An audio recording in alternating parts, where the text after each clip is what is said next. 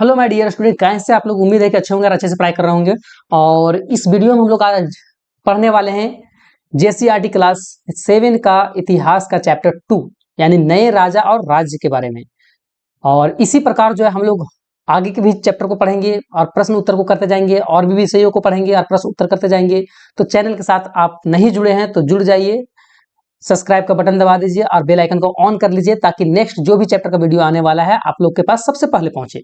तो हम लोग स्टार्टिंग करते हैं बिना देर किए। पिछले कक्षा में हम लोग जो है वो हर्षवर्धन साम्राज्य के बारे में पढ़ चुके थे, ठीक है। अब हर्षवर्धन साम्राज्य के बारे में पढ़े थे। 7वीं शताब्दी में क्या होता है कि हर्ष का जो है मृत्यु हो जाता है, यानी कि हर्षवर्धन का जो है वो मृत्यु हो जाता है। और जब हर्षवर्धन का जब मृत्यु होता है तो उसमें से अनेक क्षेत्रीय शक्तियां का उदय होता है। अनेक क्षेत्रीय शक्ति किसको हम लोग बोल सकते हैं? अनेक क्षेत्रीय शक्ति में जो है बड़े बड़े जमींदार लोग जो थे, जो आर्थिक रूप से जो है मजबूत थे और बड़े बड़े जो योद्धा लोग थे, उन लोगों को जो है वो सामंत कहा जाता था। यानी कि इसमें क्या पॉइंट आप लोग को निकल के आया कि जब हर्षवर्धन का मृत्यु होता है तो भारत में अनेक कई प्रकार के जो है क्षेत्रीय शक्तियों का जो है उदय होता है। और उनमें से जो है क्षेत्रीय शक्तियां में से जो है वो शामिल थे बड़े जमींदार लोग और योद्धा लोग। और वे बड़े जमींदार और योद्धाओं को जो है वो सामंत कहा जाता था, सामंत के नाम से जाना जाता था। और इन्हें राजा द्वारा जो है विशेष शक्तियां प्राप्त थी या प्रदान किया गया था। मतलब राजा जब था तो राजा के द्वारा जो है इन बड़े जमींदारों को, योद्धाओं को जो है वो शक्तियां, स्पेशल शक्ति दिया जाता था कि विशेष करके कि तुम जो है ये चीज करने का पावर तुम्हारे पास है, तुम्हारे पास ये चीज करने का पावर है। इन तरह से जो है वो जमींदारों को और योद्धाओं को शक्ति दिया जाता था। और उन योद्धा और जमींदार जो लोग थे उनको सामंत के नाम से भी जाना जाता था। और इस समय भारत में 3 नए राजवंशों का जो है वो अपनी स्थिति काफी सुदृढ़ कर लिया था। यानी कि हम लोग जब पढ़े थे हर्षवर्धन साम्राज्य के बारे में तो 7वीं शताब्दी में हर्षवर्धन का जब मृत्यु होता है तो नए नए शक्तिशाली जो है वो क्षेत्रीय शक्तियां का उदय होता है। अब उनमें से क्षेत्रीय शक्तियां में से बड़े जमींदार लोग भी थे, योद्धा लोग भी थे। और उन बड़े जमींदार और योद्धा लोग को सामंत बोला जाता था। और उन सामंतों को जो है स्पेशल पावर, विशेष शक्तियां दिया गया था। और उसी समय जो है कि जब इन लोगों का जो है नए क्षेत्रीय शक्तियां का उदय हो रहा था, उनमें से 3 राजवंश जो थे, नए राजवंश, वो अपना शक्ति पावर को जो है काफी विकसित कर चुके थे। जिसमें कि ये राजवंश जो थे वो दक्कन में राष्ट्रकूट थे। दक्कन की ओर जो है वो जो क्षेत्रीय राजा जो उभर के आए वो राष्ट्रकूट लोग थे। पूर्वी भारत में पाल लोग था। और उसी तरह से मध्य एवं पश्चिम भारत में जो है वो गुर्जर प्रतिहार लोग थे। यानी कि ये 3 राजवंशों को जो है वो यानी कि सुदृढ़, अपने शक्तियां को जो है सुदृढ़ कर लिया था। मतलब जो है कि पावर को बढ़ा लिया था। और ये शक्तियां कब उभर के आया? तो जब हर्षवर्धन का मृत्यु हुआ तब। अब ये तीनों कन्नौज राज के ऊपर शासन करने के लिए परस्पर लड़ते रहते थे। यानी कि ये 3 जो है राजवंश थे, कौन कौन? तो इनमें से जो है वो दक्कन की तरफ से राष्ट्रकूट लोग थे, पूर्वी भारत की तरफ से पाल लोग थे, और मध्य पश्चिम भारत की तरफ से जो है गुर्जर प्रतिहार लोग थे। अब ये तीनों शक्तिशाली बन चुके थे, यानी कि जो है पावरफुल काफी थे ये लोग। तो अब ये तीनों जो था, कन्नौज जो राज था उसमें सोचता था कि हम लोग शासन करेंगे, उनको जो है कि कन्नौज को जो हम अपने में जो है वो मिला लेंगे। और उसके लिए जो है ये काफी तीनों जो है एक दूसरे से लड़ाई करते रहते थे।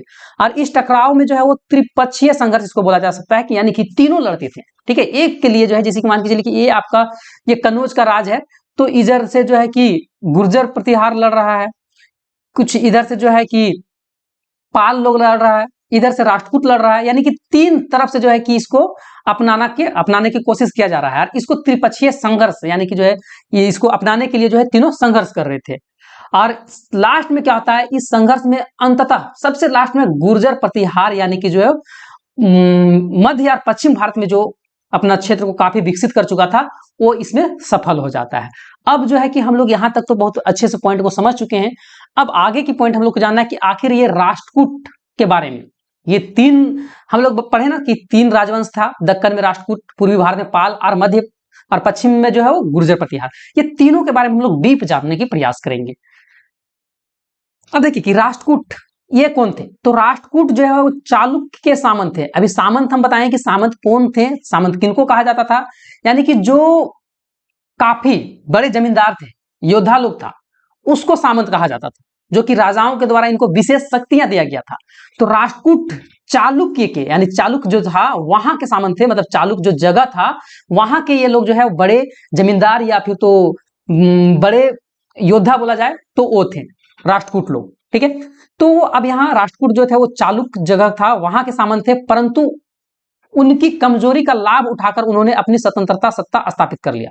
यानी कि चालुक्यों के सामंत थे, मतलब चालुक्य के और चालुक्य में जो लोग थे उनका जो कमजोरी था उसका जो है लाभ उठाता है और अपना जो है वहां सत्ता स्थापित करता है। उसी तरह से आगे है दंती दुर्ग ने राष्ट्रकूट का वंश का जो है स्थापना किया था। दंती दुर्ग यहाँ जो राष्ट्रकूट वंश का जो है स्टार्टर था वो स्थापना किया था दंती दुर्ग के द्वारा जो है।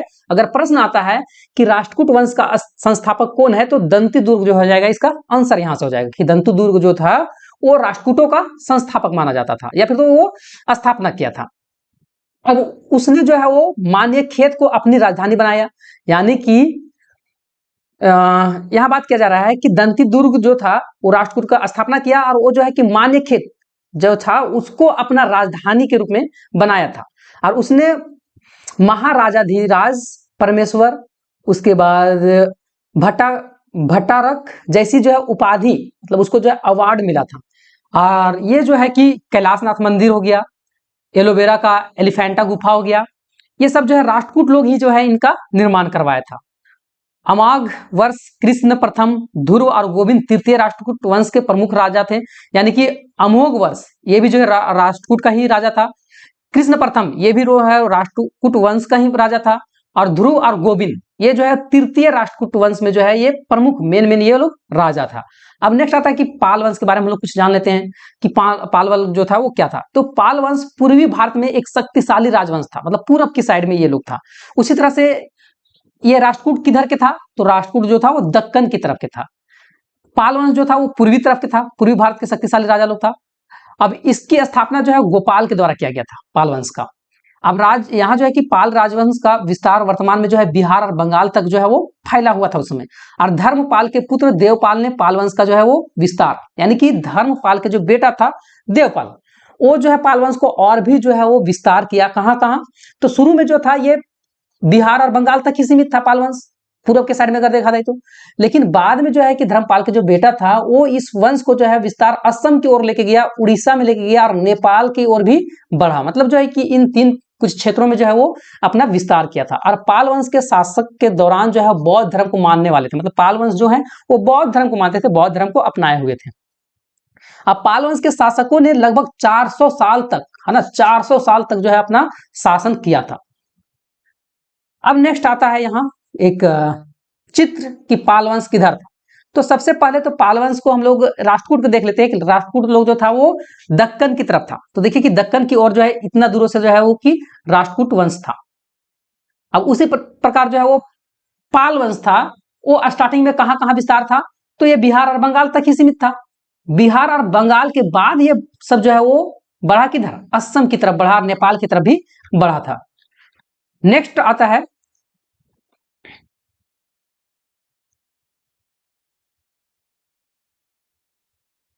नेक्स्ट हम लोग देखेंगे और गुर्जर प्रतिहार, यानी कि इन तीनों में से लास्ट में जो है वो जीतता जो है वो, यानी कि गुर्जर प्रतिहार जो है वो लास्ट में जो है ये सभी से सफल रहता है, यानी तीनों से जो है वो सफल रहता है।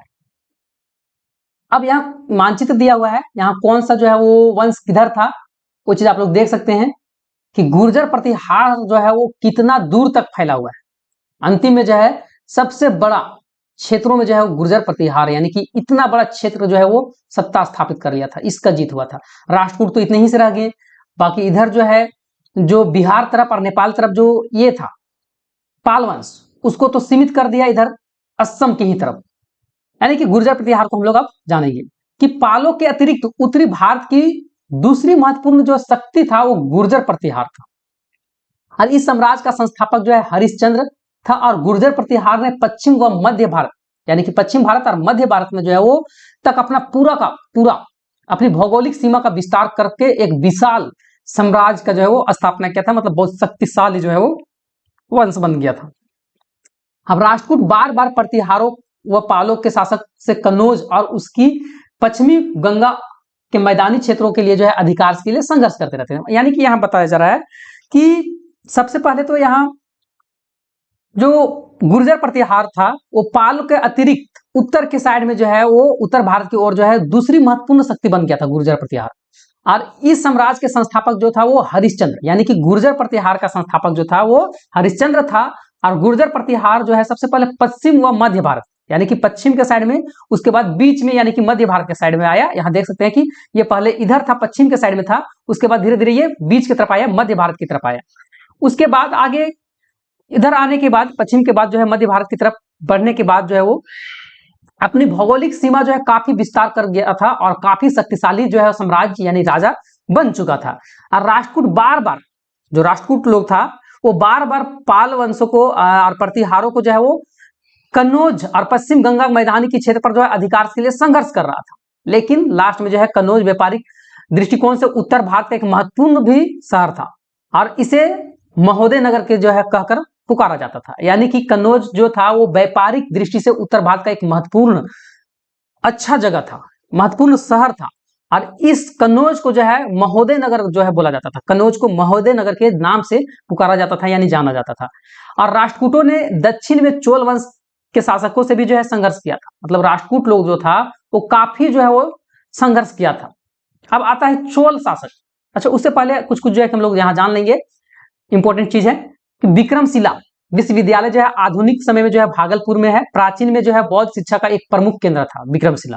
और ये धर्मपाल जो है वो 783 से लेकर 820 ईस्वी तक जो है नालंदा विश्वविद्यालय के शैक्षणिक स्तर में गिरावट के बाद इसका स्थापना किया था। और बख्तियार खिलजी ने 1203 ईस्वी में इस विद्यालय का जो है विश्वविद्यालय को ध्वस्त कर दिया था। और उसके बाद जो है वर्तमान समय में प्रत्येक वर्ष फरवरी महीने में विक्रमशिला महोत्सव के रूप में जो है आयोजित किया जाता है। तो ये इंपॉर्टेंट था। अब आगे हम लोग बढ़ते हैं कि सामंत लोग कौन था। तो सामंत ऑलरेडी पहले बता चुके हैं कि सामंत में जो है वो बड़े जमींदार और कुछ प्रमुख सैन्य जिनको विशेष अधिकार मिला हुआ था, विशेष शक्तियां मिला था, उन्हें सामंत कहा जाता था। और ये सामंत राजा को जो शासन चलाते थे उनको शासन चलाने में मदद भी करता था।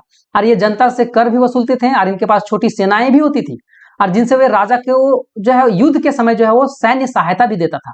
और सामंत के द्वारा जो वसूला जाता था कर, वो अपनी सेना और जागीर को संचालन करते थे, उनको देते थे। और अधिक सत्ता और संपदा हासिल करने के लिए सामंत अपने महासामंत महामंडेश्वर भी जो है घोषित कर लेते थे। तो अब आता है चोल शासक के बारे में। ये चोल लोग क्या थे, कहां थे, कैसे थे, उसके बारे में।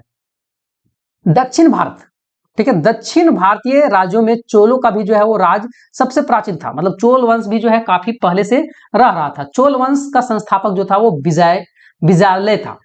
यहाँ से आप लोग का एक क्वेश्चन उठ जाता है कि चोल वंश का संस्थापक जो था वो विजयालय था और उसने पल्लवों की राजनीतिक दुर्बलता का लाभ उठाया और तंजौर जो था वहां अपना अधिकार, ये लोग चोल वंश जो है वो अपना अधिकार को जमा दिया और तथा स्वतंत्र राज का भी स्थापना कर लिया कि हम लोग जो है स्वतंत्र राज्य हैं। और एक युद्ध में जो है वो परांतक प्रथम को राष्ट्रकूट राजा कृष्ण द्वितीय से हार का सामना करना पड़ा था और हार के बावजूद भी जो है उनसे हिम्मत नहीं छोड़ी और राज्य की शक्तिशाली बनाने में फिर से लग गया और इसने पांड्य राज पर जो है विजय हासिल कर लिया। यानी कि चोल वंश भी जो है काफी जो है कि शक्ति जो है अपना दिखाया। चोल वंश के बारे में फिर से एक बार हम लोग देखेंगे कि दक्षिण के साइड में, दक्षिण भारतीय में अगर देखा जाए तो उधर के राज्यों में चोल वंश जो था वो सबसे पुराना था। दक्षिण के साइड में, इधर आपका तो पश्चिम के साइड हो ही चुका था, पूरब के साइड हो ही चुका था, मध्य भारत में तो ये सब राष्ट्रकूट ये गुर्जर प्रतिहार तो आ ही गए थे। अब जो है कि इधर के साइड में बच गया, दक्षिण के साइड में। तो दक्षिण के साइड में जो था ये सबसे पुराना देखा जाए तो चोल वंश था और चोल वंश का संस्थापक जो है विजयालय था। और उसने पल्लव के साथ में, है ना, पल्लव की जो है राजनीतिक दुर्बलता, पल्लव लोग जो था वो थोड़ा सा कमजोर था और उसका लाभ उठाया और तंजौर पर जो है वो चोल लोग अपना अधिकार जमा लिया था और अपने आप को जो है स्वतंत्र राज्य का भी जो है स्थापना कर दिया था। और एक युद्ध में जो है प्रांतक प्रथम राष्ट्रकूट राजा कृष्ण द्वितीय से हार का सामना करना पड़ा था। यानी कि चोल लोग जो है एक बार हारा भी था राष्ट्रकूट लोग से। इसके बाद भी, हारने के बाद भी ये लोग जो हिम्मत नहीं हारा चोल वंश, यानी कि ये फिर से लड़ाई किया, ठीक है, और अपना शक्तिशाली राज बनाने में फिर से लग गया और इसने जो है चोल वंश जो है पांड्य राज को जो है उसको हराया और अपना जीत हासिल किया। तो आता है चोल वंश के आगे की कहानी कि चोल वंश के राजाओं में जो है वो राजराज, चोल वंश का जो राजा था उसमें से राजराज प्रथम सबसे ज्यादा पावरफुल था। चोल वंश में अगर देखा जाए सबसे पावरफुल अगर शक्तिशाली राजा देखा जाए तो वो राजराज था। और वह एक महान विजेता एवं साम्राज्य निर्माता था। मतलब वो काफी युद्ध जो है वो जीतता था और साम्राज्य को भी जो है काफी अच्छे तरीके से जो है वो बनाया हुआ था। उसने गंगवंशी शासकों को और केरल के राजा को जो है वो पराजित किया था तथा पांड्य से मदुरा भी जो है वो छीन लिया था। यानी कि जो चोल वंश में सबसे शक्तिशाली था वो राज था, वो राज प्रथम, वो काफी शक्तिशाली था। ये जो है महान विजेता भी था। और इसने क्या किया, तो इसने गंगवंशी शासक को और केरल को जो राजा थे उनको हराया और पांड्यों से जो है वो मदुरा भी छीन लिया था। अब राज प्रथम ने जो समुद्र पांड्यों के महत्व को समझा था और वह समुद्रीय विजय के लिए निकल पड़ा था। मतलब समुद्र के महत्व के बारे में समझा कि समुद्र से क्या क्या फायदा होता है, ठीक है। तो उसके बारे में समझा। राज प्रथम जो है समुद्र पांडे के महत्व को समझा और उसके बाद जो है समुद्रिक विजय के लिए जो है निकल पड़ा था। और लंका, समुद्र का महत्व को समझने के बाद जो है वो लंका के उत्तरी भाग में मालदीव नामक जो द्वीप था उस द्वीप को जो है वो अधिकार में कर लिया। यानी समुद्र एक महत्वपूर्ण चीजें था उस समय, ठीक है, और अभी भी है। समुद्र को महत्व का समझा कि समुद्र से हमको क्या बेनिफिट हो सकता है और उस समुद्र को जीत हासिल करने के लिए लंका की ओर बढ़ता है और वहां सबसे पहले जो है मालदीव को जो है वो अपना अधिकार में करता है। उसके बाद आगे की कहानी यह है कि इसका लाभ से यह हुआ कि पश्चिम में व्यापार से जो है प्राप्त होने वाले जितने भी धन था वो चोल साम्राज्य में आने लगा था और चोल साम्राज्य आर्थिक रूप से और भी मजबूत हो गया था। देखिए यहाँ की चोल सबसे पहले तो समुद्र का महत्व को समझा और समुद्र के महत्व को समझने के बाद जो है कि ये मालदीव को जो है अपने आप में अधिकार में मिलाया और पश्चिम से जितने भी जो है व्यापार वगैरह होता था, धन वगैरह होता था, वो जो है उससे चोल वंश और भी मजबूत हो गया था। हालांकि राज बहुत अधिक समय तक शासन नहीं कर पाया था और वह एक कुशल प्रशासक, कला, विद्या तथा संरक्षक तथा उदार एवं सहिंसु राजा भी था। मतलब एक तरह से देखा जाए कि राज एक अच्छा शक्तिशाली भी राजा था और ये अपने प्रजाओं के प्रति जो है काफी अच्छे से जो है वो राज्य कर भी रहा था। आगे है कि राज का प्रथम का पुत्र जो बेटा था, राज प्रथम का जो बेटा था राजा राजेंद्र प्रथम चोल वंश का जो है वो दूसरा प्रतापी शासक था। मतलब उसका बेटा राज तो शक्तिशाली था ही, उसका बेटा जो था वो राजेंद्र ये भी काफी शक्तिशाली था और उसने अपने पिता का विरासत को अक्षुण्ण रखते हुए, अपना पिता को जो विरासत मिला हुआ था उसको अक्षुण्ण रखते हुए जो है एक अच्छे थल सेना, जल सेना को जो है वो विस्तार किया और अपना साम्राज्य फिर से चलाना शुरू किया था। और उसकी काल में जो है यानी कि राजा राजेंद्र के काल के समय में, उसके समय में चोलों की शक्ति में काफी वृद्धि हुआ था और भी जो है चोल लोग और भी जो है शक्तिशाली हो चुका था। उसने चालुक्य हो गया, पांड्य हो गया, चेर हो गया, पाल शासक को भी हराया चोल वंश वाले। और अपने शासक के 5वें वर्ष में उसने संपूर्ण श्रीलंका को जो है श्रीलंका को जो है जीत लिया, श्रीलंका को भी जो है अपने पे जो है मिला लिया और दक्षिण में और पूर्व एशिया के कुछ देशों में जैसे कि जावा हो गया, सुमात्रा आदि पर भी जो है विजय कर लिया। यानी कि राजा राजेंद्र भी जो है कि कम नहीं था, ये भी काफी शक्तिशाली था। और राजेंद्र के पश्चात चोल साम्राज्य धीरे धीरे पतन, यानी कि राजा राजेंद्र का जो पिता थे राज वो तो शक्तिशाली थे ही, वो भी अपने राज्य को तो काफी विस्तार कर ही चुके थे, लेकिन उसका बेटा जो है राजा राजेंद्र ये भी काफी जो है वो अपनी शक्ति के अनुसार जो है वो काफी भी जो है कि अपने वंश का और राज का जो साम्राज्य का जो है विस्तार किया। लेकिन इसके बाद राजा राजेंद्र के बाद जो है चोल वंश धीरे धीरे खत्म होने लगा था, यानी कि पतन की ओर जो है वो बढ़ने लगा था, यानी कि कमजोर पड़ने लगा था। अब आगे की कहानी आता है कि उस समय झारखंड क्या था, झारखंड में भी तो कुछ प्रभाव पड़ा होगा ना। तो हाँ, झारखंड में भी प्रभाव पड़ा था। गुर्जर प्रतिहार जो था राजपूत एवं पाल राजाओं का पारस्परिक जो है प्रतिद्वंदता करते रहता था, एक तीनों से जो है लड़ते रहता था। तो झारखंड की जो राजनीति तथा संस्कृति भी जो है इसमें प्रभाव पड़ा था। उनमें से जो है कोई न कोई जो है अवसर पाकर इस क्षेत्र को अपना प्रभुत्व स्थापित कर लेता था। और चतरा जो कि हम लोग का जिला है, ठीक है, तो चतरा के इटखोरी में महेंद्र पाल के शिलालेख से सिद्ध होता है कि 9वीं शताब्दी के जो है उत्तरार्ध में गुर्जर प्रतिहार छोटा नागपुर खास करके जो है सीमावर्ती इलाकों पर कब्जा किया था। और उसके बाद जो है मध्यकाल के प्रारंभ में झारखंड भारतीय इतिहास का जो है गतिविधियों से जो है सुरक्षित रहते हुए या बाह्य जगत को अप्रभावित नहीं रहा था। मतलब झारखंड भी जितने भी यहाँ राजा लोग आता था तो झारखंड भी जो है उन लोगों से जो है वो अछूत नहीं रहता था। छोटा नागपुर खासकर जो है नगवंशिया का राज्य स्थापित हो चुका था और हजारीबाग एवं मान भूमि में जो है मान के राजाओं का शासन चलता था। और संस्थाल परगना में जो है वो काकजोल का राज नष्ट हो चुका था। यानी कि झारखंड में भी जो है इसका प्रभाव पड़ा था। गुर्जर प्रतिहार, राजपूत ये सब जो है तीनों आपस में लड़ते रहता था उस समय। अब नेक्स्ट आता है कि चोल प्रशासन। आखिर चोल वंश जो है इतना शक्तिशाली था तो उसका प्रशासनिक कैसा था, वो लोगों को या फिर तो अपना प्रशासन किस तरह से देख रेख करता था। तो चोलों ने जो है एक विशाल साम्राज्य की स्थापना के साथ साथ जो है इसके प्रशासनिक भी जो है एक समुचित व्यवस्था था, अच्छे तौर तरीके से जो है वो चलाया जाता था। ये एक सुदृढ़ यानी कि एक अच्छे तरीका से बोला जाए तो उस तरीका से जो है वो अपने राज व्यवस्था को चलाता था, सुचारू रूप से चलाता था। और केंद्रीय प्रशासन का सर्वोच्च अधिकारी जो है वो राजा ही होता था।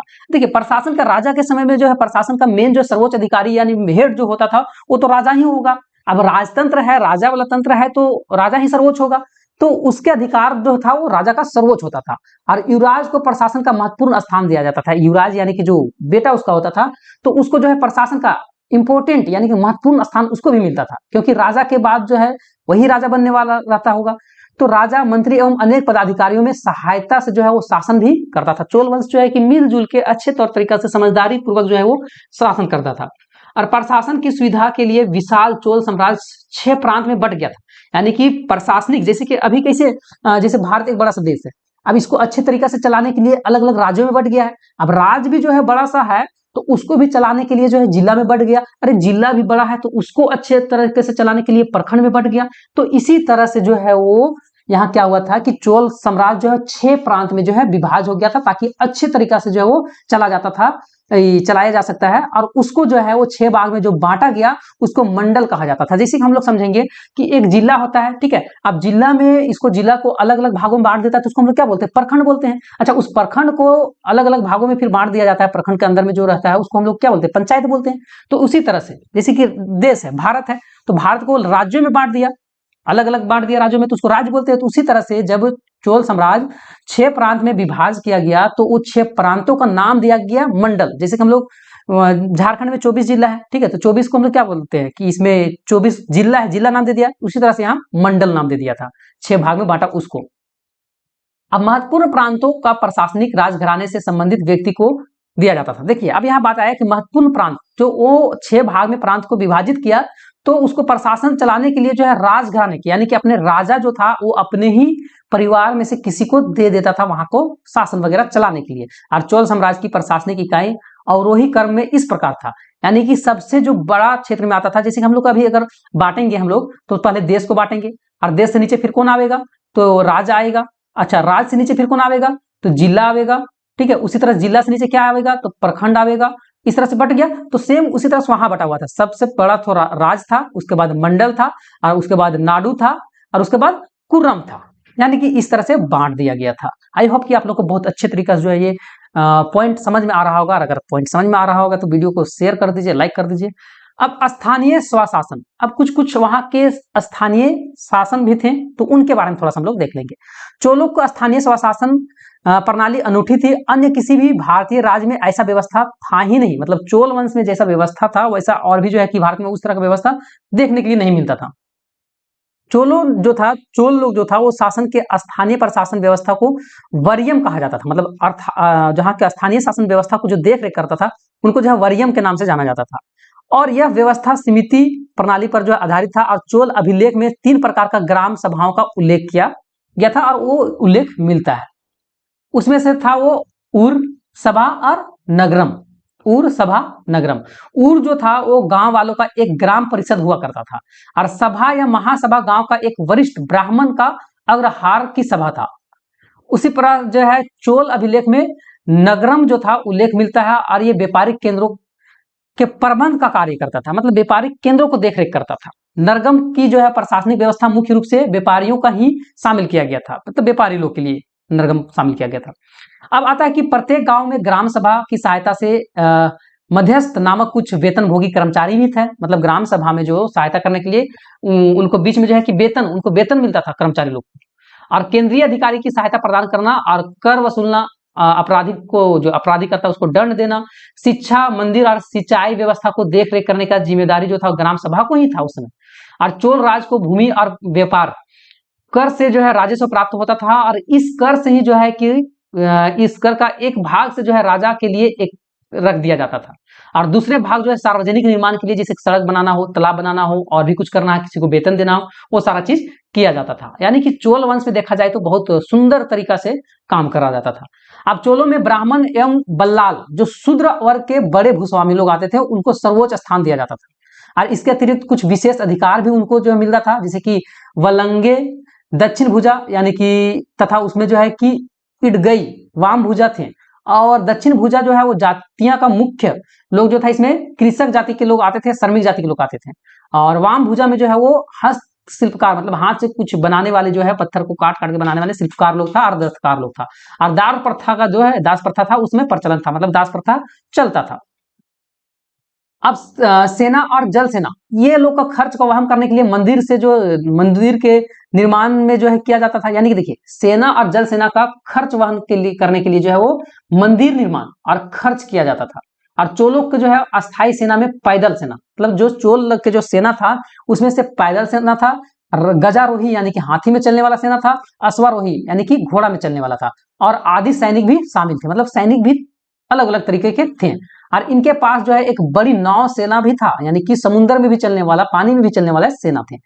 और चोलों जो थे वो चोल काल में जो है सेना की टुकड़ी का नेतृत्व करने के लिए एक नायक और सेनाध्यक्ष को महादंड नायक बोला जाता था, यानी कि सेना लोग को जो है नेतृत्व करना, देख रेख करने वाले को नायक तथा सेनाध्यक्ष जो होता था उसको महादंड नायक भी बोला जाता था। अब उसके बाद कलात्मक विकास, उसमें कला का भी विकास हुआ था, अलग अलग तरीका का चीजें बनता था, उसके बारे में थोड़ा समझ लेंगे। तो चोल शासकों ने अपने शासनकाल में द्रविड़ स्थापत्य कला शैली का जो है बढ़ावा दिया था। इस काल में द्रविड़ शैली का अंतर्गत अनेक मंदिर का निर्माण कराया था। चोल मंदिर में जो है वो विस्तृत प्रांगण, विशाल विशाल मंदिर बनाया था। उसमें से हम लोग कुछ देखेंगे। विमान जो था वो, दीवार जो था वो ऊंचा, और अलंकृत गोपुरम देखने को मिलते थे। गोपुरम किसको बोलते हैं? तो गोपुरम का मतलब यहाँ होता है कि मंदिर का प्रवेश द्वार जो होता था उसको गोपुरम के नाम से जाना जाता है, ठीक है। तो चोल शासक राज है ना, चोल शासक का राज प्रथम, उसके बाद राज राजेश्वर या फिर तो बृहदेश्वर मंदिर का जो है वो निर्माण तंजोर जो जगह था वहां करवाया गया था। और यह मंदिर करीब जो है 192 फीट ऊंचा, मतलब काफी ऊंचा था। और यह द्रविड़ शैली जो था, यह द्रविड़ शैली का विशिष्ट उदाहरण है। और इस काल में मूर्तिकला, चित्रकला का भी विकास हुआ था। इस युग में जो है मूर्तिकला सबसे अच्छा नमूना जो है कांसा की, है ना, बनी नटराज का मूर्ति था। जैसे कि आपको चित्र में दिख रहा होगा कि ये मूर्ति नटराज का मूर्ति जो है बनाया गया था। और भित्ति चित्रकला के अंतर्गत बृहदेश्वर मंदिर भी बनाया गया था। उसका दीवार पर जो है अजंता का भी चित्रकला जो है वो से प्रभावित धार्मिक चित्रकला भी दिखाया गया है। ये आपका नटराज का एक प्रतिमा। तो इस प्रकार से आपका ये चैप्टर खत्म होता है, और काफी अच्छे से हम समझाने के प्रयास किए हैं। इसमें से भी आप लोग को अगर कोई पॉइंट ऐसा नहीं समझ में आया होगा तो आप लोग कमेंट कर सकते हैं। आप लोग के लिए जो स्पेशल कुछ व्यवस्था किया जाएगा समझाने के लिए। तो मिलेंगे हम लोग नेक्स्ट वीडियो में, तब तक के लिए फिर जय हिंद, जय भारत, जय झारखंड।